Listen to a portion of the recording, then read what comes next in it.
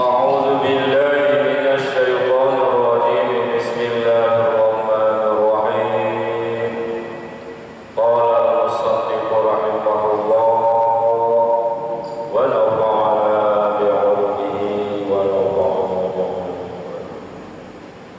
واستبشر الأستاذ واترك ما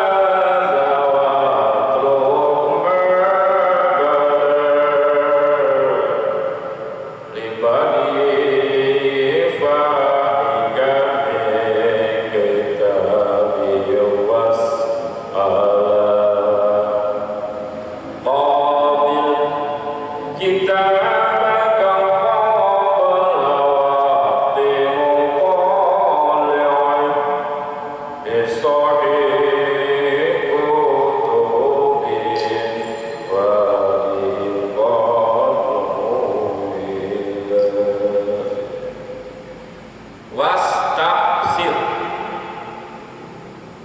dan minta penjelasanlah kamu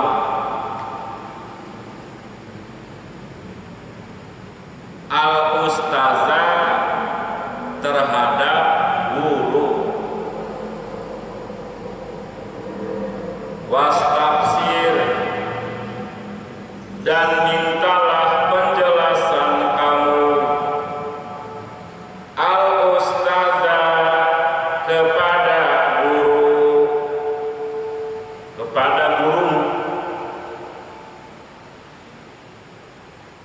waktu dan meninggalkanlah kamu, watlub dan tinggalkanlah olehmu ma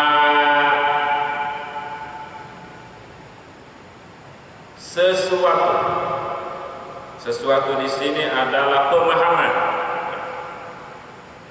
pada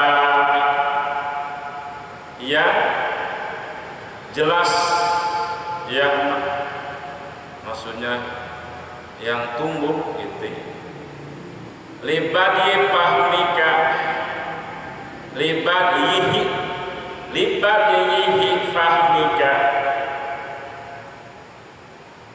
karena pemikiran yang dangkal, karena pemikiranmu yang dangkal. Min kitabin, dari kitab, dari buku ya. Was'ala dan bertanyalah kamu.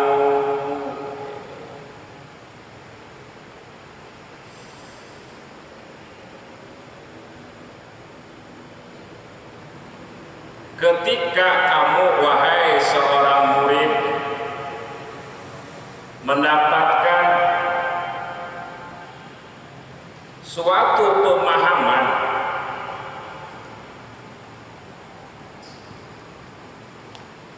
dari sebuah buku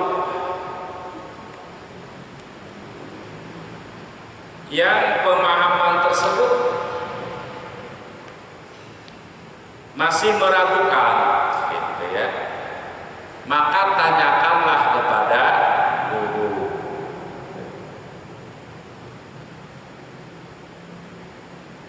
Ini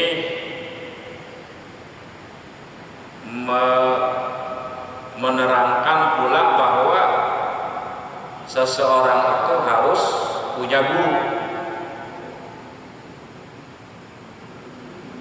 Seseorang itu harus punya guru, karena tanpa guru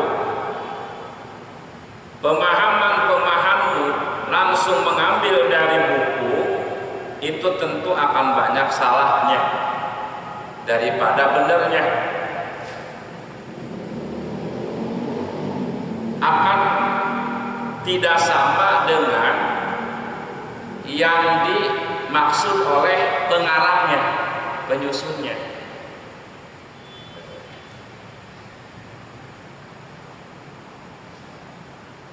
Syekh Abu Yazid Al-Bustami ya, mengatakan la budda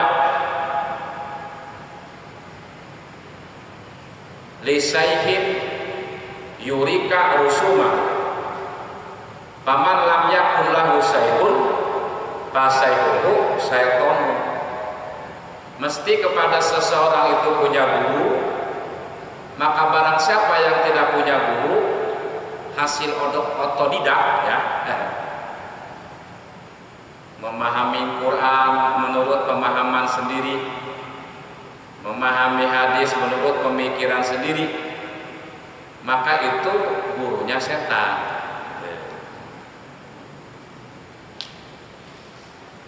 Gurunya setan. Akhirnya sekarang ini lagi rame berani merombak ketentuan Rasulullah Nabiullah Muhammad Sallallahu Alaihi Wasallam.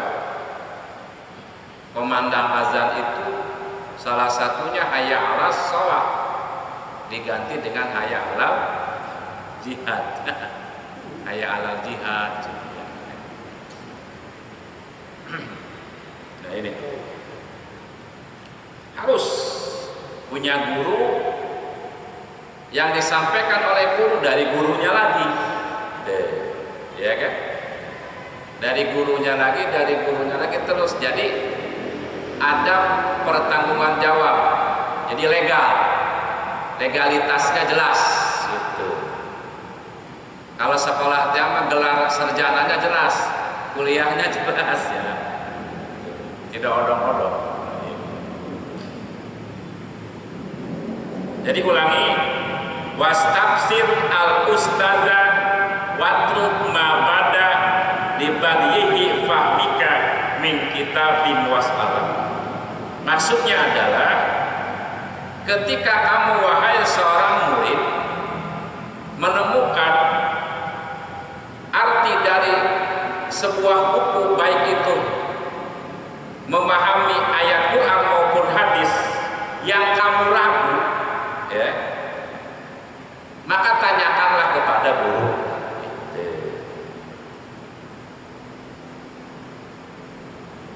Makanya kenapa ulama mengajarkan harus ngaji kitab kuning? Karena di dalam kitab kuning itu yang mengartikan hadis itu bukan kita, yang mengarang itu kitab, mu'alif kitab tersebut,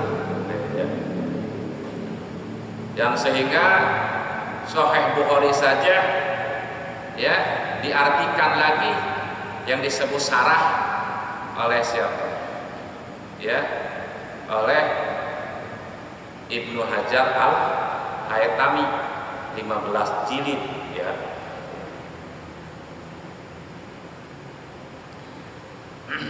Yakni bermaksud ajengan musonif watruk min ustazika tafsiro wa bayanama istabaha alaika. Watruk, dan mintalah kamu min ustazika dari guru, tafsiro penjelasan, wa bayanama tegese penjelasannya sesuatu baik Quran maupun hadis ya. Istabaha yang keseliru atau yang remeng-remeng, alaika kepadamu, mintalah penjelasan sesuatu makna yang meragukan. Mintalah penjelasan sesuatu makna yang meragukan kepada gurumu. Lalu pemahaman kamu ketika bertentangan dengan penjelasan guru gimana? Watruk, dan tinggalkanlah pemahaman zoharo yang telah muncul, yang telah jelas, min kitabin dari buku, lipahmika karena pemahamanmu al-badihi yang dangkal. karena pemahamanmu yang dangkal, yang gampang.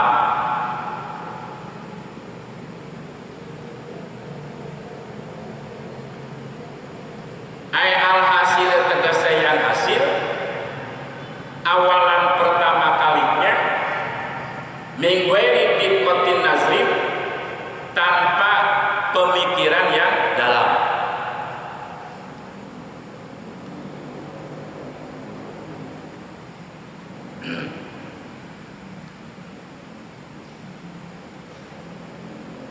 Makanya seorang gurunya pun harus banyak ilmunya, ya. Berbicara hadis, seorang guru harus ngerti mustalahatul hadis.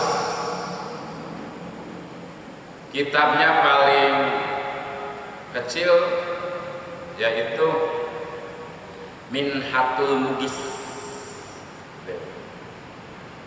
Setelah Minhatul Mugis meningkat ke Al-Baiquniyah. Setelah Al-Baiquniyah meningkat langsung ke Minhajuz Zawi Nazar. Itu kitab-kitab mustalahatul ahadis. Di dalam kitab Manhajuz Zawi Nazar kepunyaan Imam Jalaluddin As-Sayyuti, ya, bahwa nama hadis itu ada 32.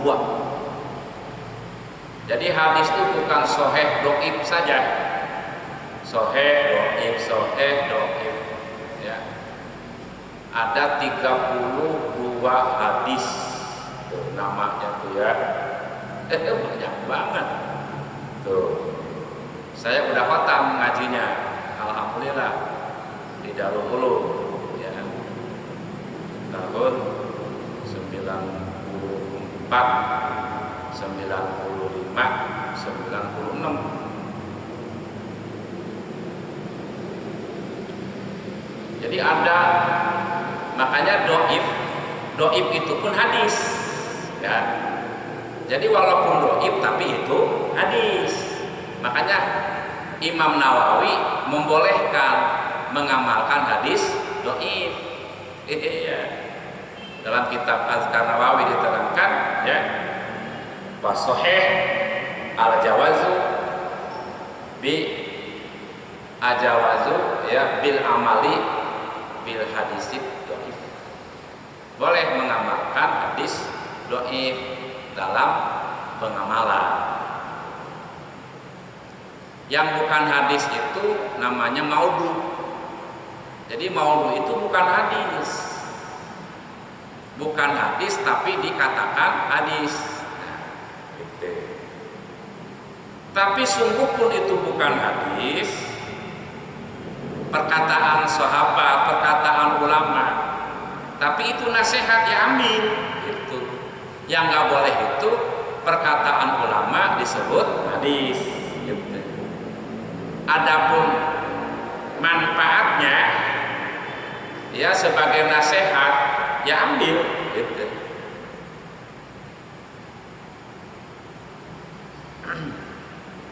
Terus berbicara fikih, seorang guru harus sudah paham usul fikih. Usul fikih itu kitab paling dasar. Yang pernah sekolah aliyah pasti tahu, ya. Ada Mabadi Awaliyah, juz awal, juz kedua, juz ketiga, ya. Itu, tapi itu buku-buku yang dipelajari dalam sekolah aliyah. Tapi kalau dalam pesantrennya usul fikih itu yang paling dasar warokot. Lalu naik ke Al-Lumah, lalu naik ke Boyatul Usul, lalu naik ke Jamul Jawami. Nah, Jamul Jawami inilah usul fikih yang paling tinggi. Lalu sampingnya Asbah wa Nazair. asbah wa nazair itu kaidah-kaidah usul fikih seperti apa? Malayatimul wajibu ila bihi bahwa wajibun. Apalagi ya, innamal a'malu bin niat. Itu salah satu kaidah usul fikih. Apalagi al hukmu yaduru ma'a ilatihi wujudan wa adam. Innamal a'malu bin niat itu salah satu kaidah usul fikih yang memang redaksinya sama dengan hadis ya.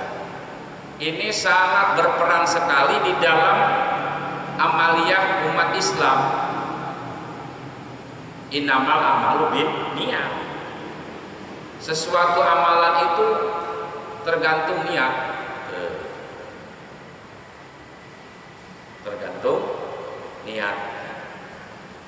Imam Syafi'i menyatakan alif lam di situ ketika amalan tersebut amalan wajib, maka alif lam di situ adalah tas'eh. Artinya suatu amalan wajib tidak akan sah kalau tidak pakai niat. Makanya ulama fikih selalu menjadikan niat itu rukun ibadah. Di dalam sholat rukun sholat, di dalam puasa rukun puasa, di dalam haji rukun haji, di dalam umroh rukun umroh. Tuh, ya.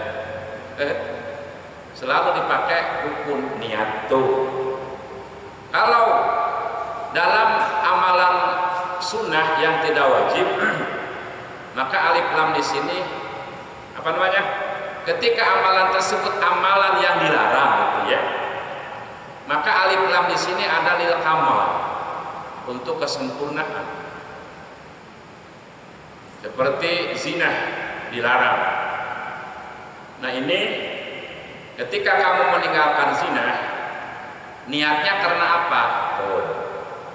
Akan sempurna kamu ketika tidak meninggalkan zina, ketika niatnya takut kepada Allah.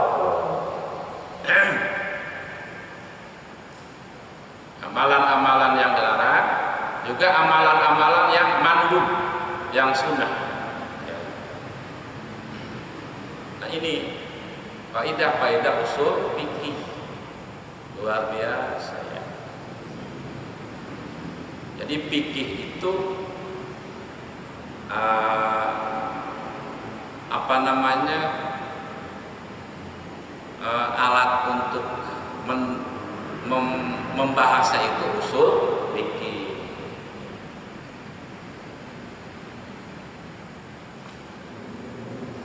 Terus seorang guru harus benar-benar menguasai ilmu nahwu dan shorof.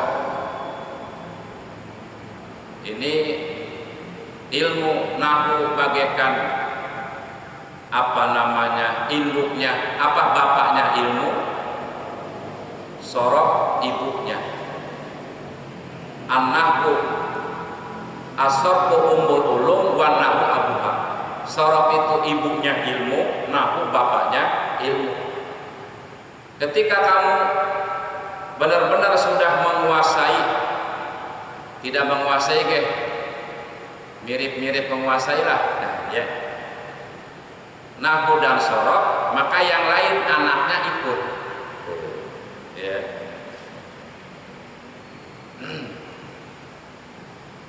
Man fatahu nahwu faza kal ahrasu. Orang yang tidak paham ilmu nahwu bagaikan orang yang bisu. Karena tujuan mengkaji ilmu nahwu dan shorof adalah apa? Lifahmil kitab wa sunnah, untuk memahami Quran dan hadis. Seorang guru harus paham tentang ilmu mantik. Ilmu mantik itu adalah ilmu yang membahas tentang usuluddin, ketauhidan. Ya. Al-Imamul Ghazali menyatakan, man lam ya'rif bil ilmil mantik lam yusah bi ilmihi. Orang yang tidak paham ilmu mantik jangan dipercaya ilmunya. Luar biasa ya. Kenapa? Karena dengan ilmu mantik ini ya, seseorang ketika membahas usulidin ya, dia akan selamat dari pemikiran-pemikiran dolalah, pemikiran-pemikiran yang sesat. Al-makhluqah bi dolalatil falasifah. Ilmu mantik tuh ilmu yang mengajarkan tentang berpikir alam semesta ini ya. Contoh begini, seperti al-insan hayawan atau al-alam hadisun li'annahu mutaghayyirun wa kullu mutaghayyirin hadisun yuntiju anal alam hadisun. Alam nulis alam ini pakai ain alif lam mim, alam. Nah, alam di sini siapa? Masiwallah, selain Allah, alam. Kalau tidak pakai alif, bukan alam masya Allah, tapi apa? Bendera. Ya. Al-alam hadisun, alam ini selain Allah itu baru. Artinya baru, tidak kekal. Kenapa disebut baru? Li'annahu mutaghayyirun. Karena alam ini berubah. Kita saja begitu lahir namanya bayi, lalu usia tertentu anak-anak, naik lagi remaja, naik lagi apa? Pemuda, muda, naik lagi sekarang nih, syekh, wong tua, ya, tuh, naik lagi terus berubah. Yang tadinya kita di sekolah SD paling nomor 1 kalau balap lari, sekarang ya, iya, balap lari sekarang ya bapak-bapak. Jadi berubah. Dan ini nyata, itu mantek, nyata. Mau dia mencari ilmu yang abadi tetap nggak bisa. Ya. Mutaghayyir. Yang sehingga setiap alam itu berubah, termasuk warna baju. Warna baju yang hari kemarin tuh hari apa? Hari Senin, itu bukan warna baju yang sekarang. Warna apa? Ya, warna tembok yang putih yang kemarin bukan yang sekarang, karena terus berubah. Itu mantik. Li'annahu mutaghayyirun wa kullu mutaghayyirin hadisun. Setiap yang berubah itu hudus baru.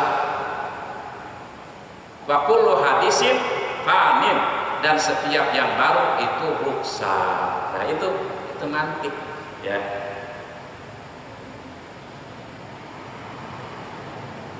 Di dalam ilmu mantik diterangkan bahwa manusia itu termasuk hayawan. Karena makhluk ini ada hayawanat, ada jamadat, ada sajarot. Makhluk itu. Hayawan, setiap yang bernyawa itu hayawan. Berarti apa? Manusia, domba, sapi, ya. Itu hayawan. Cuman hayawan dibagi lagi, ada hayawan natik, ada hayawan guernatik. Hayawan yang mempunyai akal yaitu manusia. Nah, manusia itu disebut apa? Hayawan badiul basar. Hayawan yang kulitnya kelihatan. Karena selain manusia rata-rata tertutup bulu, ya. Disebut badiul basar. Nah, manusia ini hayawan natik, hayawan yang mempunyai pemikiran yang sempurna. Maka di dalam kitab Safinah, salah satu hayawan ghair muhtaram itu sholat, orang yang meninggalkan sholat. Ya, orang yang meninggalkan sholat itu termasuk hayawan goer muhtarom. Ya Allah ya, binatang yang tidak dimuliakan. Kita kok binatang, yaitu karena dari susunan alam ini. Jadi termasuk hayawan, yaitu manusia, cuma manusia hayawan natik. Yang kedua hayawan guernatik, hayawan yang tidak mempunyai akal pemikiran banyak. Ya. Itu ikan gurame, ikan lele tahu itu kalau ada orang nangkring di atas saya, langsung pada nyamperin, itu mah bukan pemikiran, apa? Insting. Oh, ada bau-bau nih, gitu kan? Ngumpul di situ. Disangkanya apa yang ngeganggu, diambil, padahal itu apa? Yang buang airnya aki-aki, ya, aduh, dimakan oleh ikan gurame. Wah, ya. Daerah Ciamis itu ya. Nah, lalu yang kedua ada makhluk ini apa? Sajarot. Sajarot itu apa? Tumbuhan. Yang ketiga jamadat. Jamadat ini batu-batuan. Ini. Di dalam alam ini tidak lepas dari tiga: jisim, huyuli, surah. Nah, seorang guru harus tahu itu. Di dalam mantek ada bab sakal. Sakal ini pun adalah tujuannya untuk mengetahui hasil akhir. Seperti kullu bid'atin dolalah wa kullu dolalatin finnar, ya. Ini di dalam ilmu mantek ketika muqaddimah sukwa kullun, qadiyah mumalah, muqaddimah sugro, muqaddimah kubro, itu qadiyah mumalah, kulun menghasilkan ba'dun. Kulun menghasilkan ba'dun. Jadi iyyakum wa muhdatsatil umur fa illa kullu muhdatsatin bid'atun wa kullu bid'atin dolalah wa kullu dolalatin finnar. Ya. Memang betul di dalam kullu bid'ah dolalah betul, ya. Apa namanya? Kullu dolalatin finnar betul. Ya. Tapi di dalam kullu bid'ah dolalah itu kulnya kul bimana ba'dun, sebagian bid'ah dolalah. Orang yang nggak ngerti ilmu mantek kekeh seperti itu, akhirnya menyalahkan Imam Syafi'i. Yang Imam Syafi'i membagi dua bid'ah tuh, bid'ah dolalah, bid'ah hasanah. Bahkan imam yang lain sampai ada 5 bid'ah tuh, ada bid'ah hukumnya wajib, bid'ah hukumnya haram, bid'ah hukumnya sunnah, bid'ah hukumnya makruh, bid'ah hukumnya mubah. Ya, tuh. Ada hukumnya bid'ah itu wajib dilakukan. Seperti apa? Membukukan Al-Qur'an. Ya. Mempelajari ilmu tajwid, mempelajari ilmu nahwu, mempelajari ilmu sorof. Kalau nggak ngaji ilmu mantik, jadi kekeh begitu, acak-acakan. Akhirnya setiap bid'ah dolalah.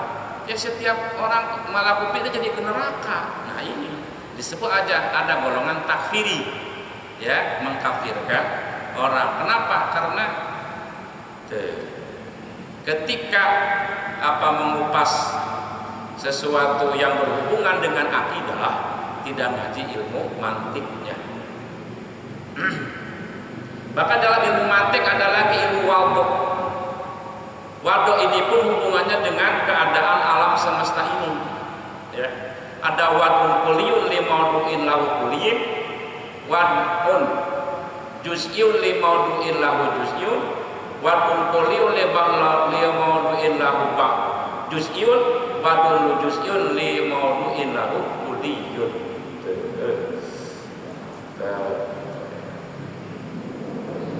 mantik ya. Kulun kulun natijah kulun ba'dun natijah ba'dun kulun natijah lesbat kulun natijah lesbat. Itu ada 4 sakar tuh ya. Lalu dalam ilmu mantik diterangkan tentang talazum. Talazum itu ada talazum akli, ada talazum syar'i, ada talazum adi. Yang 3 ini tidak boleh campur. Nah, sementara ada orang-orang dicampurkan talazum akli dengan talazum syar'i, dengan talazum adi. Ya. Talazum syar'i artinya apa? Sesuatu hukum yang sudah ditentukan oleh Allah dan Rasulnya begitu, dimasukkan dengan akal, masa begitu? Nah, gitu ya. Padahal ini jalurnya masing-masing talazum akli, talazum syar'i, jalurnya syar'i, talazum akli, ya, jalurnya akli, talazum adi, jalurnya adi. Syar'i teh ajaran agama, akli menurut akal pemikiran, adi menurut kebiasaan manusia. Ini penting di dalam ilmu tauhid.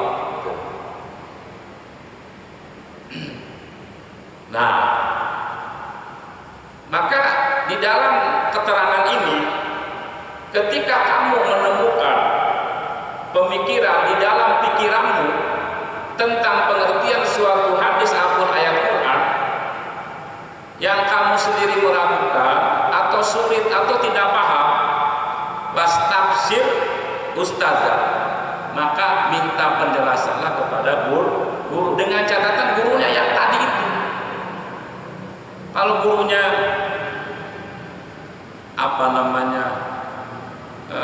pengalamannya sedikit, ya repot juga jawabannya ya. Nanti gurunya nanya lagi ke gurunya.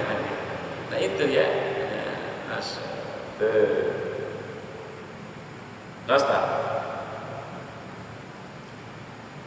Was'alannahu, dan mintalah kamu terhadap ustaz. Kenapa harus bukan minta, dan bertanyalah kamu kepada ustaz. Kenapa harus bertanya kepada ustaz, kepada guru? Hatta yatahaqqaq, sehingga jelas, indaka, menurut kamu, hatta yatahaqqaq, sehingga jelas itu makna, ya, indaka menurut kamu, sehingga kamu jadi jelas, oh begitu, ya.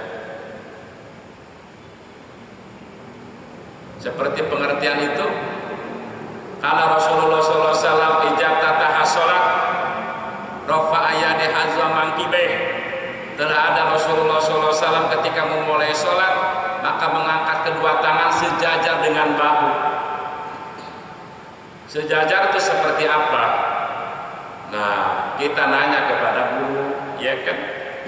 Kata guru kita, menurut pendapat Imam Nawawi, bukan menurut pendapat saya, menurut pendapat Imam Nawawi, bahwa pengertian hadis itu adalah ujung jari sejajar dengan atas kuping, ibu jari sejajar dengan gaji kuping, ya kan? Allah, gitu. Pemahaman kita sejajar begini, Allah, makanya begini, ya kan? Di dalam menyimpan tangan, ya, ada sodrik, tapi kenyataannya bukan sodrik di dada, ma baina sodri wa surah, antara dada dan pusar di sini. Gitu. Ini yang nerangin ulama, ya. Lalu ulama juga menerangkan bahwa jarak antara dua tangan ala biqadri sibrin, ala qadri sibrin. Jarak antara dua kaki itu ukuran sejengkal. Itu ulama, ya. Ukurannya sejengkal, memang itu ideal, pas, ya. sejengkal tuh ukuran badan kita ya, dari atas sejengkal semua tuh. Itu ulama yang menerangkan dalam kitab-kitab fikih. Bahkan nggak ada sampai lebar, nggak ada ya. Kalau ada ya bagus, ini nggak ada ya. Yang ada justru biqadri sibrin. Dalam kitab Irsyadul Ibad juga ada itu ya, ukuran ukuran dua kaki itu ketika berdiri sholat. Justru yang lebar itu nggak ada. Ada lagi yang menyatakan, ini baru-baru, ikutilah seorang ulama yang dibenci oleh Umar. Itu termuat dalam kitab Imam Syafi'i. Dicari dalam kitab Imam Syafi'i nggak ada. Nah, ada. Ya. Dicari oleh seorang kiai dalam kitab-kitab Imam Syafi'i yang dia punya, ya, nggak ada. Kitab Imam Syafi'i kan apa? Kitab Al-Um, ya. Yang kita tahu kitab Al-Um. Wasgob, dan menyimaklah kamu. Ketika guru menerangkan, simaklah. Jangan sampai salah pendengaran.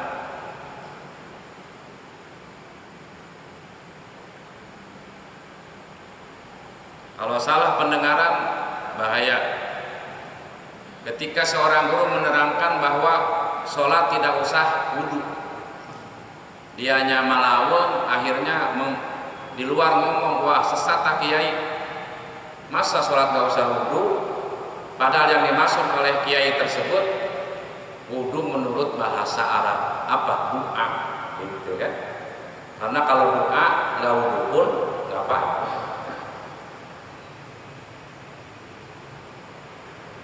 Atau sambil ngantuk di kampung pakai bahasa Sunda ngajinya. Salah sahijina hal yang diwajib ke dina wudu adalah yang ngusap sirah saeutik. Kena sambil nurutan kedengarannya ngusap sirah nuletik, mengusap sirah yang kecil. Maka dia setiap wudu pas ya setelah ngusap muka pasti buka celana. Wudunya ngusap sirah nuletik. Nah itu gara-gara apa? Salah dengar. Nah ini makanya di sini wasko, simaklah biilqa'i sam'i, dengan pendengaran yang penuh, wa huduril aqli, dan akal yang hadir. Fokus, berarti kan akalnya jalan sambil mikir, kata kita. Simaklah dengan sepenuh-penuhnya dan sambil mikir. Kalau kita pengen tahu kita mikir atau tidak, pegang. Kalau anget berarti mikir. Kalau adem, wah nggak mikir. Wah adem gitu kan. Kalau anget mikir. Ya. Ilama terhadap sesuatu yuqarriru, yang telah menetapkan ustaz. Parubama tolakta, maka terkadang melihat kamu, wafahimta, dan memahami kamu, pada sesuatu tujuan atau makna, laisa, yang bukan, bimuradil musanifi, yang dikehendaki oleh musannif, oleh pengarang ini kitab. Kenapa kamu harus bertanya kepada guru, harus mendengarkan, menyimak? Karena kadangkala yang kamu pikirkan, yang kamu pahami itu tidak sama dengan apa yang dimaksud oleh yang ngarang ini kitab, gitu. Awisarihi, atau yang menjelaskan. Hadirin rahimakumullah, kesimpulannya begini. Wahasilul makna, kesimpulannya makna ini, kesimpulan yang dimaksud oleh bab ini, ya, al-muradu yang dimaksudkan begini. Annaka sesungguhnya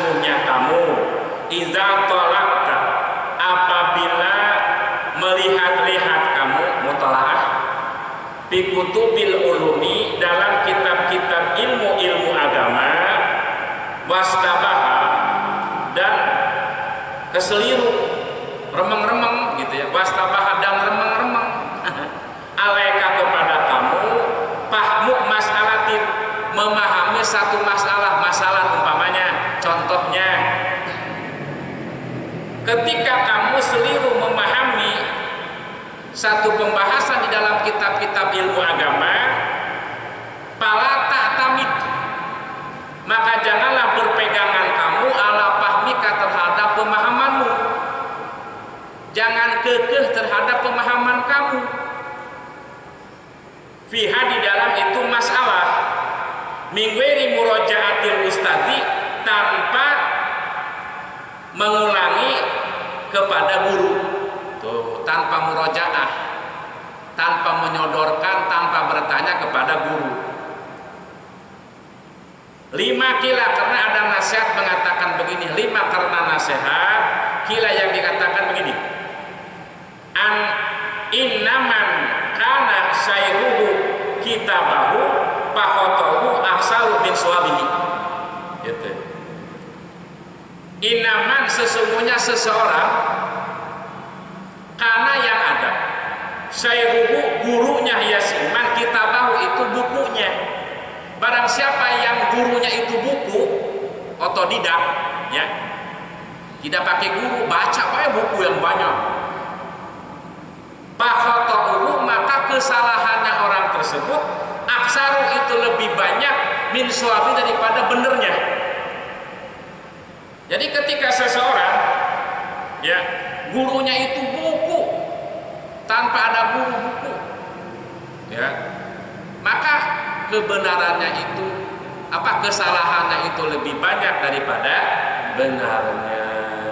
Nah ini ya, maka tetap harus punya guru. Al-Iqrar wallahu a'lam bis-shawab. Mudah-mudahan ya kita semua Allah berikan ilmu yang bermanfaat. Dengan ilmu kita menjadi orang-orang yang berakhlak mulia, orang-orang yang dekat dengan Allah Subhanahu.